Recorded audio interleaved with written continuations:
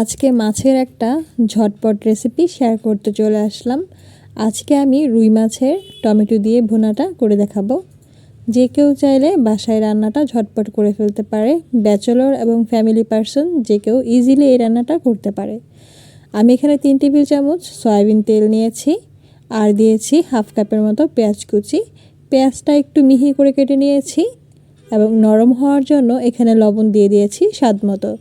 লবণ দেওয়ার কারণে পেঁয়াজটা কিন্তু নরম হয়ে যাবে আর এতে করে কিন্তু পেঁয়াজটা গলে যাবে খুব তাড়াতাড়ি।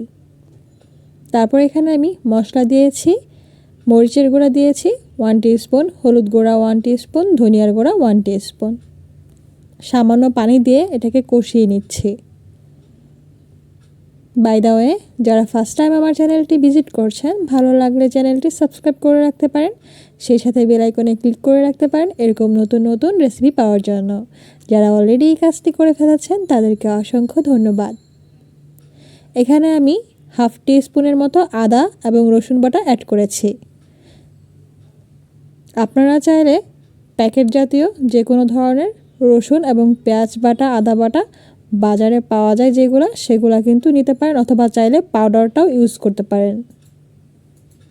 সামান্য পানি দিয়ে এটাকে কষিয়ে নেওয়ার পর আমি এখানে ভেজে রাখা 4 পিস মাছ নিয়েছি।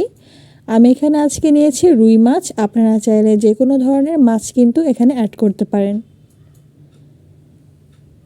বড় মাছ যদি এভাবে রান্না করেন, আমি বলছি খেতে কিন্তু অনেক টেস্টি হয় এবং স্বাস্থ্যকর হয়। আর আপনারা চাইলে মাছটাকে ভেজে না নিয়ে ডিরেক্টও কিন্তু রান্না করতে পারেন। তবে যারা মাছের আষ্টে গন্ধটা সহ্য করতে পারেন না, তারা চাইলে মাছটাকে লবণ হলুদ দিয়ে একটু ভেজে নিতে পারেন এরকমভাবে। এখানে আমি 3 পিসের মতো টমেটো স্লাইস করে কেটে নিয়েছি। মাছের সাথে এটাকে কিছুক্ষণ কষিয়ে নিচ্ছি এবং টমেটোটা নরম হওয়া পর্যন্ত অপেক্ষা করব।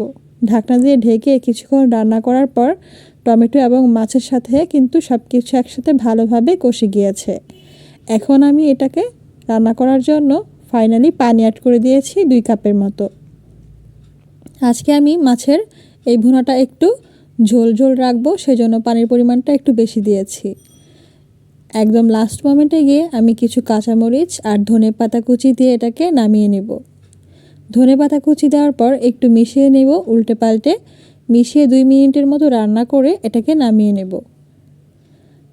গ্রেভিটা কিন্তু একটু পাতলা রেখেছি আজকে, এতে করে খেতেও ভালো লাগবে।